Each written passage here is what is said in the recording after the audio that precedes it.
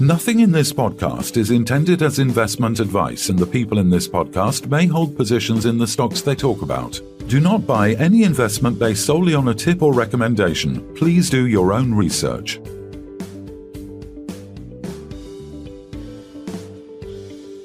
Hello and welcome to the Midweek Takeaway. Today we're joined by Geoff Baker, Executive Director of BSF Enterprise, and Connon, CEO and Director. Great to have you both back on the podcast.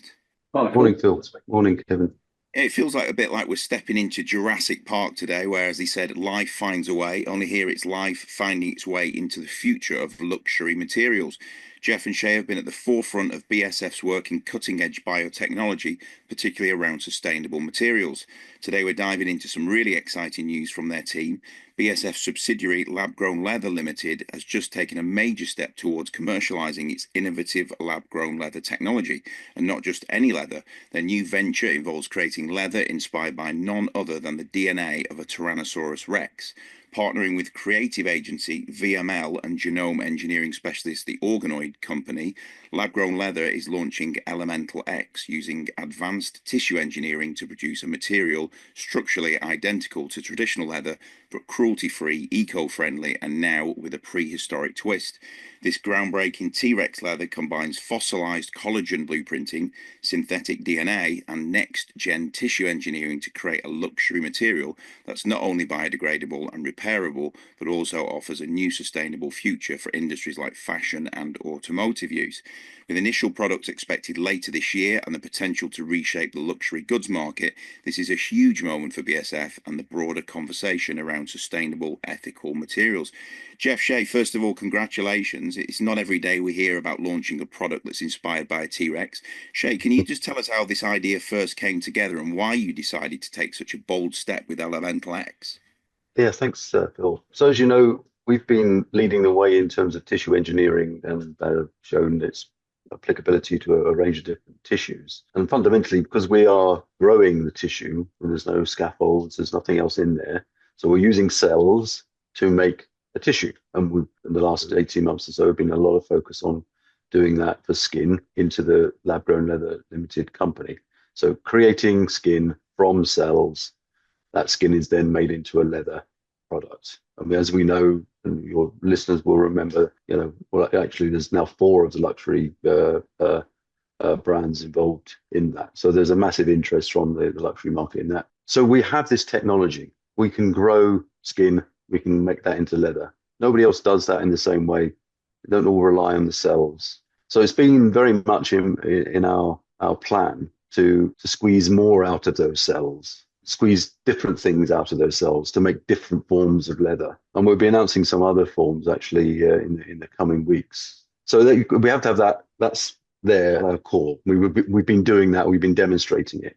So what happened was just before Christmas, I was approached by Baz, the creative director at VML, who'd worked on the mammoth meatball idea. So this is a Val Australian meat company, and he came up with this kind of idea about Val using mammoth genes, inserting them into making some muscle that had a mammoth twist on it. Of course, you can't eat it. It couldn't do anything with it. It was there for a picture and some PR. But he said he'd really like to do something like that with leather. We got talking, and he first raised the idea of Tyrannosaurus rex. He asked me if that would be possible, and I said, knowing what I know about our platform, so back in the lab-grown leather, I said, yeah, actually, yes, I think that is possible. So that's where the conversation started, and then brought in a company that has some of this proven ability to change the DNA and get that into the cells to allow us to do it. So that's where it started. And I'm VML, great partner.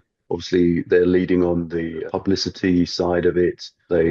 Some of their customers are already in the luxury brands, whether it's fashion, cars, other things, and a whole range of other customers and clients that they have. So it's a really exciting partnership. Yeah, absolutely.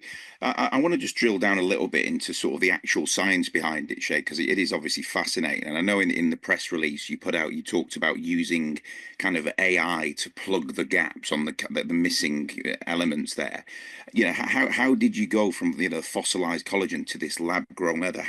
Does that actually happen? Obviously, you can't give away too much because there's going to be a lot of trade secrets there. But just talk us through the process. Yes, so there's fossilized collagen that's Tyrannosaurus rex skin. And what you can do is you can look at the collagen.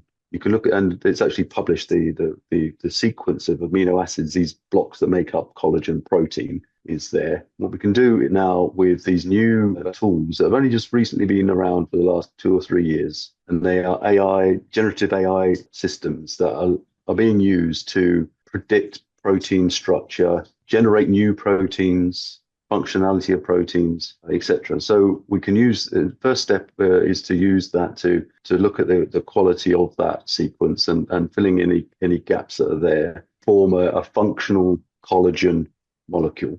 Once we have the functional collagen molecule, we can then use other forms of AI which allow you to speed up this reverse engineering. So again, nowadays it's possible to take a protein sequence and then reverse that back into a DNA sequence. And again, using AI, you can speed that process up massively.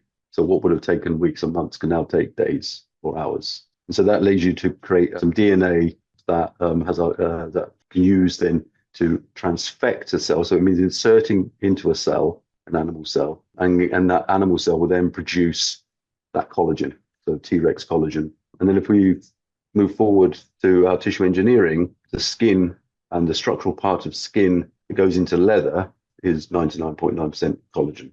So leather is collagen. The other parts of skin are largely all removed in the processing. So having the T-Rex collagen means you can have T-Rex leather. Very good. It's fascinating stuff, absolutely. So, Geoff, I wanted to talk about the partnership with VML and the Organoid company. Just exactly what is their involvement? What will they bring to the table? Yeah, we'll be all working in a collaboration to advance, I suppose, T-Rex projects and opportunities. So in that sense, it's not just a marketing company working with us, it's a marketing company in VML, which is a subsidiary of WPP, and they're looking to work alongside us to help develop the whole concept of T-Rex leather in a rather unique way for VML. I'll let them talk more at some later stage as to why this is unique to them, but it's where they're really committed to see this product come out into the market and work with partners of theirs to enable us to develop further on a project-by-project basis some of the funding behind what's needed to develop these type of products. Yeah, the Organoid company is some great brains there, and it's really going to help us accelerate the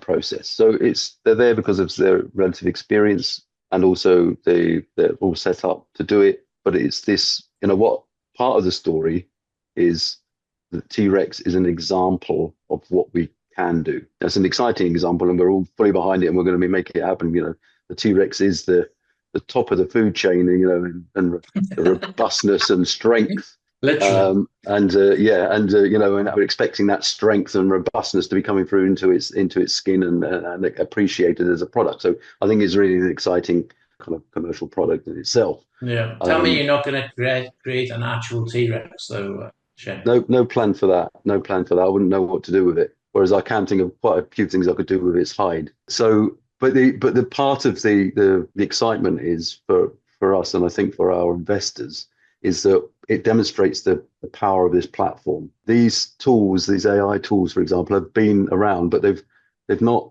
the application of that has yet to be realized. There's some big drug companies are using that to make synthetic proteins for future drugs, but the regulatory pathway and lots of things has all got to be worked out. Whereas we can use it today and actually commercial. So we're going to be at the forefront of the commercial application of these cutting edge engineering biology tools. T-Rex today, something else tomorrow. Yeah, when I first saw this, I did think myself, even though obviously we're speaking closely with you, that it's a marketing gimmick.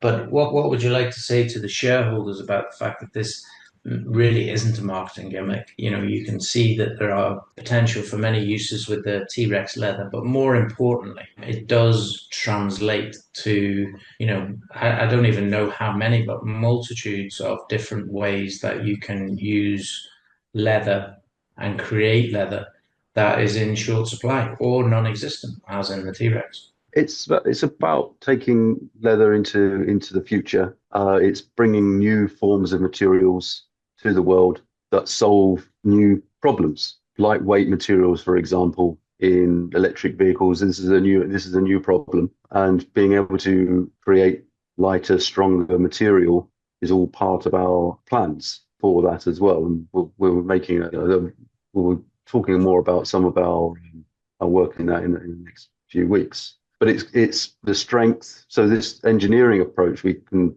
create stronger materials, change the stiffness of the material, colors, a whole range of other things. So you're a bit basically able to reverse engineer the critical things that are required in the materials that you will be able to effectively grow. That really is the unique selling point that we're talking about here. You can create something that if somebody wants a very supple leather that is very strong, that will not rip, will not, etc., etc., you can create that through the engineering to have the right collagen in place to make sure that they can grow that. Yeah, well, yeah. There's lots of other things, but I'm also kind of minded of the of IP issues and things like that. But there's lots of other things that one can do that are not currently possible. Takes materials in a whole new direction. Such as, you give us one idea? Well, no, not really, because I think they're all kind of fairly new, and I think we can talk about strengths and lightweight and things like that. That's okay, but there's a lot more, even more exciting things that one can do. Yeah. And I think, Kevin, we need to understand, speaking to the shareholders, that this is just an extension of what we've been doing with the fashion leather companies that we've been talking to and we're continuing to talk to. So it's not as if we're changing our focus. It's more just getting down to detail and getting down to the types of products that we can produce. Yeah. And Geoff, do you want to say anything just about the extremely small raise that happened today? Oh, yeah, it was a surprise to us where a strategic partner approached us and we thought, given our share price was getting a lot stronger over the last day or two, it could be a good idea. And we only had a small amount of headroom authorised to issue within our 20%. So we grabbed the opportunity, and the money will help for working capital and extending our runway through this year. Okay, so it's good. It's going to extend the runway in terms of allowing you to go further and further before commercialization of any of these. But how do you anticipate that this is going to work? I mean, I presume through BSFA, you as a listed company, you're not going to be raising the capital on the markets to produce these things. You're going to have sort of special investment vehicles available for some of these, what you can only describe as mega companies to come in and use your IP, and obviously you benefit from it. There's a number of ways of approaching it, and we've already announced late last year what we're doing with lab-grown leather, which is a special purpose company now holding the leather technology, and we're seeking now to do a capital raise at that level, so it's a subsidiary level. And so it's non-dilutive to the group. And we're doing the same thing with Karato, which is the cornea company, and looking to raise money at that level. But picking up on the point you just raised, we can look at doing transactions, projects with partners who come along, third parties who are interested in particular types of development of leather using our tissue engineering platform that Shay's been outlining. So I think there's other opportunities, non-dilutive, to talk to various parties and move forward on a project-by-project basis. So, Shay, I think I'd like you to answer a lot more questions, but you're obviously not going to do it, and I understand why, for the IP point of view, and obviously looking at the general situation. But how enthused, excited are you as a group and as a company that all these things are progressing? No, hugely enthusiastic. I mean, everyone's, at a group meeting this morning, I was really buzzing about the news, within the company, all really excited and teams all well aligned here, all really raring to go and make it happen. Super excited. I think it's difficult sometimes. I think these types of things don't come out of UK. I think they're more associated with US based companies, and I think it's interesting to note that this is coming out of a UK company. It's truly world leading. It's we can touch upon the kind of the colossal company and the direwolf and things like that, when they're 10 billion valuation to create things that currently don't have any applicability, whereas we're valued at few million that have massive application. As we say, you're valued at 2 carrots and a potato and a bit of T-Rex at the moment. Yeah, so it's interesting there, and it's a fantastic opportunity. It really is. We're all aligned. The science is all surprisingly, and I think this is the difficult bit to get across. Is actually it's all proven. All of the science is all proven. We've just recognised the potential. Right time, right place. Being able to generate this skin and leather is the big difference here. Because you could have done something with some DNA, but why? Why would you do it? What's the point? We've given those AI tools, and we've given that a commercial point of reason. You certainly captured the attention of the media in the UK. I mean, every paper I picked up this weekend, whether it be the Times, the Independent, the Eye, the Mail, have all pretty much run with the story, which is really nice to see. Well, what have been some of the sort of the big questions from the media outlets to you? Have you had any kind of questions back or any issues raised regarding the announcement? I think not so much. I think the main point is we're bringing back a Tyrannosaurus Rex. No, we're not bringing back the Tyrannosaurus Rex. It's it's a very focused project on there to make the skin. The other one is that I guess despite our best trying to promote the leather, people aren't aware that you can grow leather. So they're already thinking, well, it can't be true, because they're not aware of the fact we're already growing skin into leather. So I think it's been a lot for people to appreciate that all of a sudden, how can this be true? When for us, it's kind of, I would say, obvious, but predictable for sure. Had any interesting calls for any automotive industry manufacturers yet then, Shay? Well, yeah, we know through VML there was some quite good water cooler discussions, should we call them, with some big companies. Yeah, so yeah, we're certainly open to those types of conversations for sure. Very good. I mean, I think it's a case of watch this space with this. I presume, as you've already intimated, there's going to be more news coming. So we look forward to seeing what that is and how this whole thing progresses commercially. And I presume that all of these things are going to be using your city mix and the products that you have available that will allow the things to be grown in a much quicker and effective way. Yep. City Mix is there, and Nitro Boost, the other products. So yeah, we use those continue to use those and reap the benefits of that, as do other companies. So yeah, that remains the same. Very good. As they say in Jurassic Park, hold on to your butts. Sounds like BSF is about to take us all on one hell of a ride into the future of sustainable materials. We say Shay Connon and Geoff Baker of BSF Enterprise, thanks very much for appearing on the podcast. Thanks, guys. Thanks, guys. This podcast was brought to you by Roast PR Limited. If you would like to appear on a future episode of The Sunday Roast, please email admin@thesundayroast.net.